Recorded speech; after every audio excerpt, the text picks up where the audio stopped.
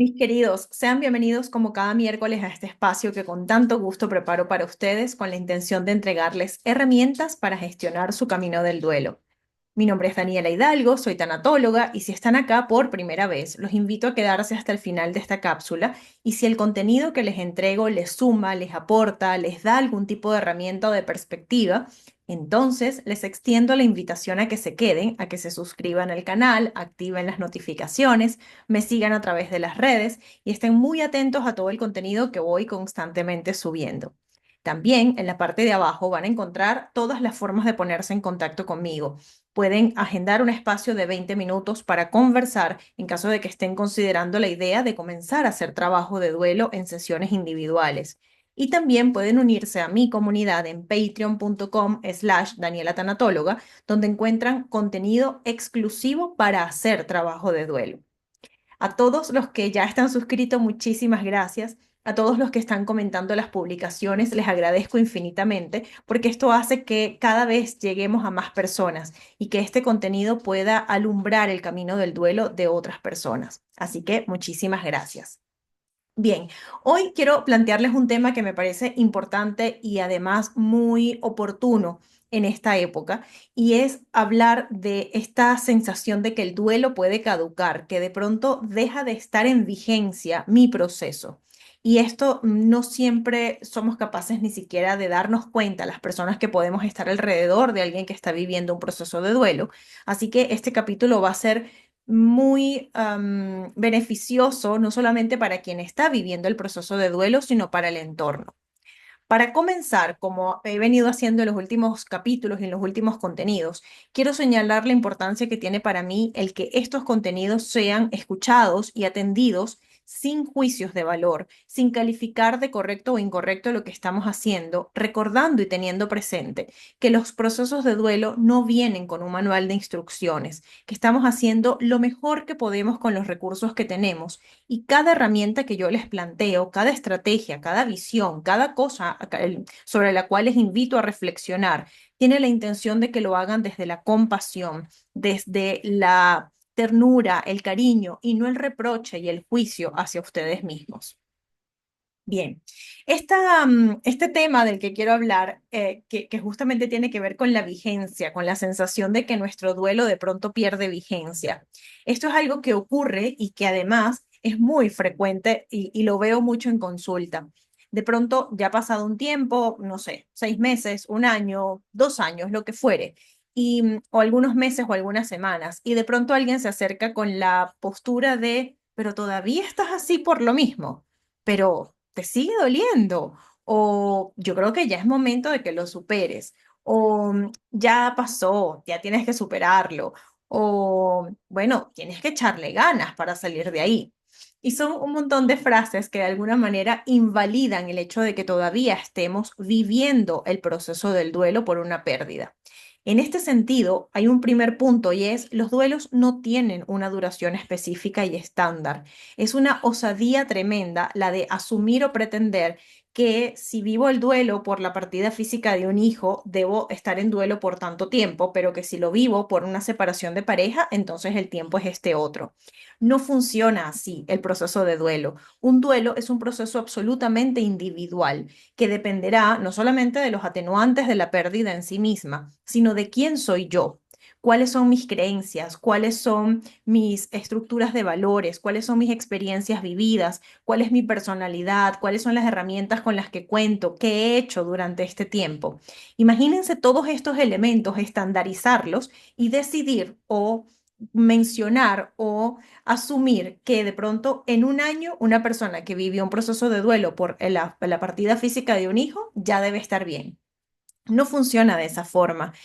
Insisto, es un acto de absoluta osadía siquiera mencionar que puede haber un tiempo estandarizado porque no es real.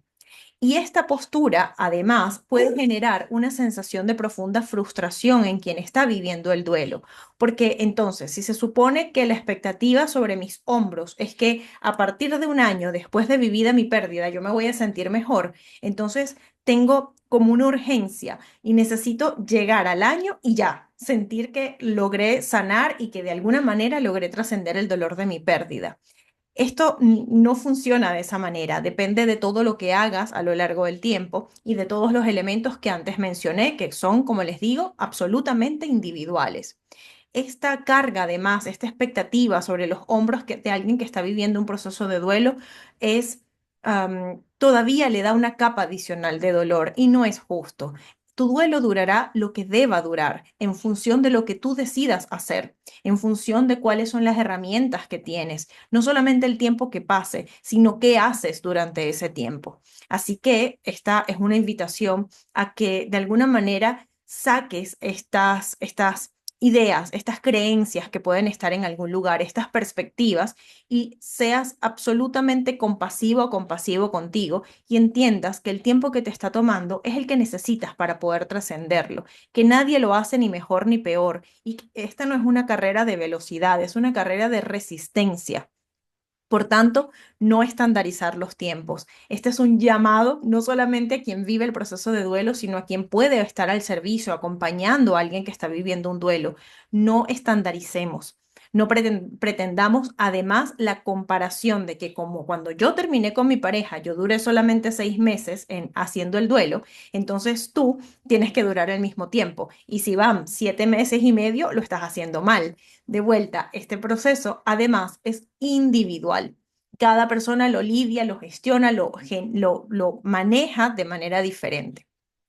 Por otro lado, esta falta de contención, que muchas veces es natural, pero aún así dolorosa, es importante verla desde distintos ángulos. Y miren, cuando yo estaba preparando el contenido para esta cápsula, recordé que cuando yo estaba muy pequeña, mi mamá tuvo una ACV que la dejó en cama durante el resto de su vida, que fueron casi 20 años más. Y yo estaba muy pequeña, así que esto que voy a contar no lo viví yo directamente, pero lo recuerdo. Recuerdo escuchar a mi mundo adulto hablar de esto. Y es que recién ocurrido la enfermedad de mi mamá, la casa estaba llena de gente, había muchas personas dispuestas a ayudar, había gente visitando, había gente llamando para estar pendiente, para saber si podían ayudar en algo, llevando algo, pero conforme el tiempo fue pasando, la gente dejó de ir, la gente dejó de preguntar, la gente dejó de llamar, de visitar, de aportar, salvo el núcleo más cercano, por supuesto, a mi mamá, sus hermanos, por supuesto, mi abuela, que fue la persona que se encargó del cuidado de mi mamá. Y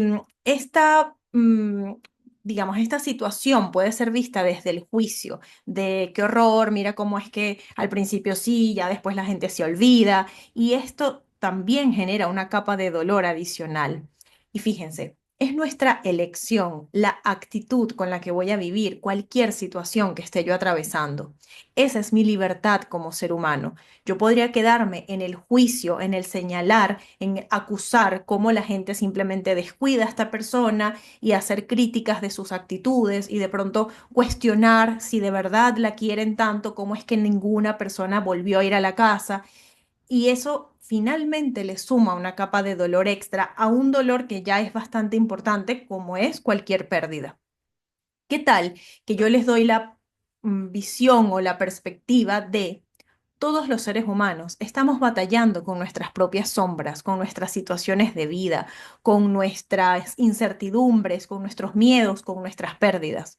Había una publicidad muy bonita de la que hablé hace unos días con alguien muy querido, que es una publicidad en la que se hablaba de la empatía y se ve pues un día normal, cotidiano, un día cualquiera, y de pronto las personas comienzan a tener como unos letreritos abajo y de pronto alguien bajándose de un taxi que se ve como con cara malhumorada, dice, esta persona acaba de ser despedida y no sabe cómo va a llegar a fin de mes.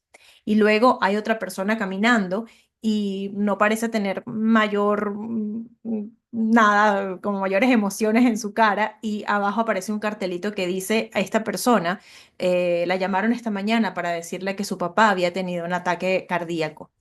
Y luego hay otra persona que va caminando y dice, esta persona se está divorciando y está muy mal por el dolor de su separación.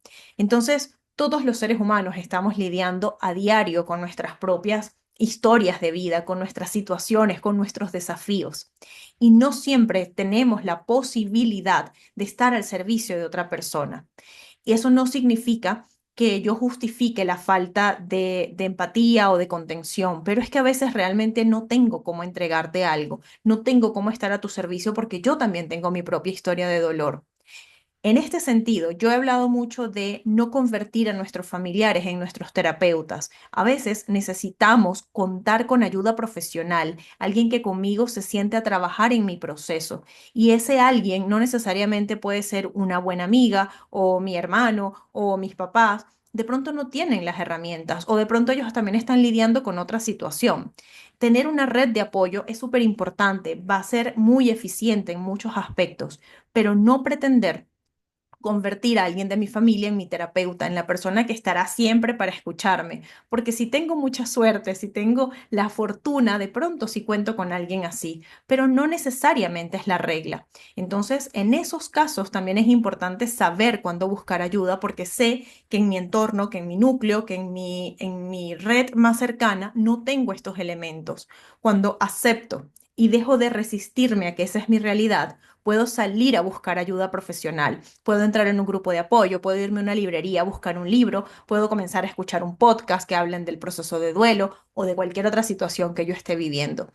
Invierto igualmente un tiempo en una a sufrir, a convertir un proceso o una realidad en un sufrimiento porque estoy peleándome con aquellos que no reconocen mi proceso, con la gente que ya no me pregunta, con la gente que ya me está diciendo incluso, pero ¿qué pasa? Muévete, tienes que salir de ahí, como si la cosa fuese tan fácil. Yo puedo quedarme en la resistencia de esa situación y quedarme rumiando esa situación, o puedo aceptar que eso es lo que tengo y decidir tomar acción a mi favor.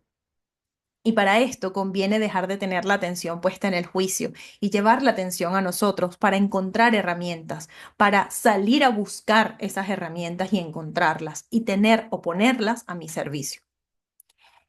Por supuesto que si esto me lo está escuchando, si esta cápsula la está escuchando alguien que está alrededor o cuidando o siendo amiga o siendo familiar de alguien que está viviendo un proceso de duelo, vuelvo con el primer punto, no intentes estandarizar los procesos de duelo y asumir que una persona lo hace bien o mal o que debe estar en una etapa o en otra. No le compares a esa persona contigo o con otras vivencias que de pronto has tenido o que ha tenido alguien más a quien tú conozcas, porque cada proceso es individual. Y si tienes la capacidad, puedes preguntar, ¿cómo estás? ¿Puedo hacer algo para ayudarte? ¿Hay algo que yo pueda hacer para poder ayudarte? ¿Hay algo que yo pueda, que esté en mis manos, que tú creas que yo pueda aportarte, por ejemplo? Pero no asumir que ya, que debería ya simplemente dejar de sufrir o que tiene que simplemente cambiar y ya, porque no es tan sencillo, no es tan fácil.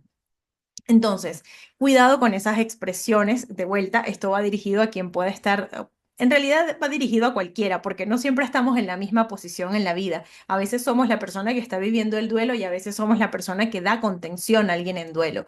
Entonces, procuremos no tener este sesgo de pensar que hay un tiempo específico para trascender un proceso de duelo y procuremos no utilizar frases que inhabiliten o que invaliden el mundo emocional de otro ser humano, porque no sabemos lo que hay detrás de la historia de una persona.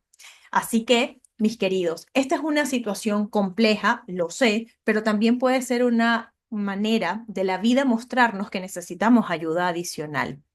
Y aquí, para cerrar, quiero además mencionar algo que puede pasar y que si están ahí, hace parte natural del proceso. Y es una especie de contradicción o dicotomía en cuando me preguntaban que cómo estaba, me molestaba, porque de pronto no me era cómodo hablar de lo que yo estaba sintiendo. O de pronto habían frases como, bueno, así lo quiso Dios, y eso me hacía molestar. O de pronto recuerdo a alguien en consulta que una vez me dijo, Dani, es que me dicen que me ven bien. Y no sé, pero esto me contraría, me incomoda que digan que yo me veo bien.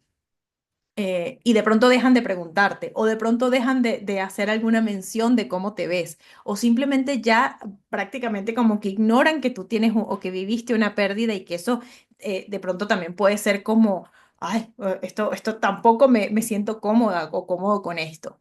Esa especie de contradicción también es natural. Estamos viviendo una situación caótica, el duelo es desordenado y tenemos muchos altibajos en un mismo momento.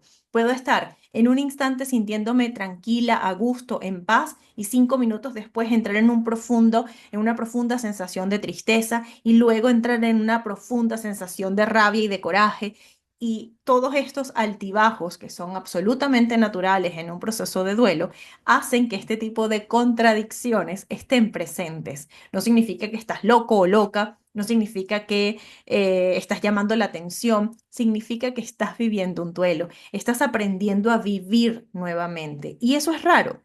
Si nos ponemos a observar de pronto cómo son los niños cuando están intentando aprender a caminar, lo hacen raro, tienen movimientos extraños, a veces hacen cosas que pareciera que no son como voluntarios, como ciertos movimientos que pareciera que no están ellos dominando completamente el movimiento en sí. Y de pronto dan un paso y luego se caen, y dan dos pasos y vuelven y se caen, y de pronto intentan gatear y así es como llegan otra vez a ponerse de pie, pero se vuelven a caer. Algo parecido ocurre en el proceso de duelo. Estamos aprendiendo a vivir de nuevo, estamos aprendiendo a caminar nuevamente. Pero la diferencia de un bebé es que él sigue insistiendo, sigue intentándolo, porque no tiene el juicio de fallé, no tiene el juicio de me caí, ¿será que estoy retrocediendo? No tiene el juicio de es que no debo gatear porque gatear no está bien. No les importa, ellos pueden gatear y luego treparse con sus manitas hasta lograr volverse a poner de pie, porque ellos no tienen los juicios y la carga que nosotros tenemos, nuestras creencias, nuestros juicios de valores, nuestras expectativas con nosotros mismos, etcétera. Esa es la diferencia, pero al final estamos haciendo más o menos lo mismo, volviendo a aprender algo que parecía que ya debíamos tener dominado y que resulta que no, porque un duelo rompe, quiebra las bases de nuestra vida y quiebra todo aquello que dábamos por sentado. Eso es parte del proceso de dolor que vivimos, porque aquello que creíamos que era de una manera, resulta que no, y podemos sentirnos incluso traicionados. Entonces, en medio de todo este caos, este tipo de disparidades, dicotomías, son naturales. En este punto es importantísimo recurrir a la compasión, al amor por nosotros, a tenernos paciencia, a ser empáticos, a querernos, a establecer una relación sana y respetuosa con nosotros. Así que, mis queridos, los invito a reflexionar al respecto de lo que les he mencionado, sea como les digo, que sean ustedes en este momento quien esté viviendo el proceso de duelo o estén haciendo contención para alguien que lo está viviendo.